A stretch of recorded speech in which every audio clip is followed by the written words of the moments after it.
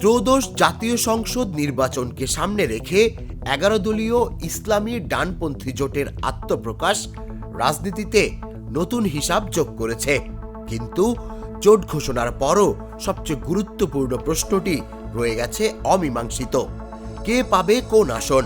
মনোনয়নপত্র প্রত্যাহারের শেষ সময় 20 জানুয়ারি যত এগিয়ে আসছে ততই বাড়ছে চাপ, সংশয় আর নীরব দর কষাকষি।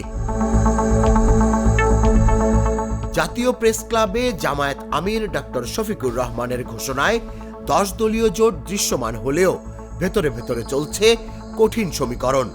জামায়াত শরিকদের জন্য প্রায় 110 আসন ছাড়তে রাজি, এমন আলোচনা থাকলেও তা এখনো চূড়ান্ত নয়।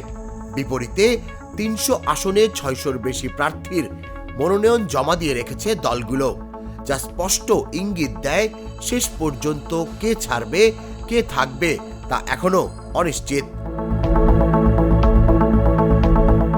সবচেয়ে বেশি আলোচনায় জাতীয় নাগরিক পার্টি এনসিপি। সামাজিক মাধ্যমে ছড়ানো 10 আসন গুঞ্জন উড়িয়ে দলটি 30 থেকে 35 আসনের ব্যাপারে আশাবাদী। দলীয় সূত্র বলছে অন্তত 25টি আসন প্রায় নিশ্চিত।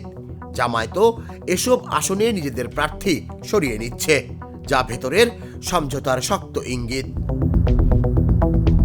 অন্যদিকে ইসলামী আন্দোলন বাংলাদেশ চাইছে ইনসাফ ভিত্তিক সমঝোতা। শুরুতে 120 আসনের দাবি এখন নেমে এসেছে 70 আসনে। তবে জামায়াতের সঙ্গে ব্যবধান পুরোপুরি ঘোচেনি। শীর্ষ নেতাদের বক্তব্যে অসন্তোষ স্পষ্ট, তবুও ঐক্য ভাঙার পথে যেতে নারাজ দলটি।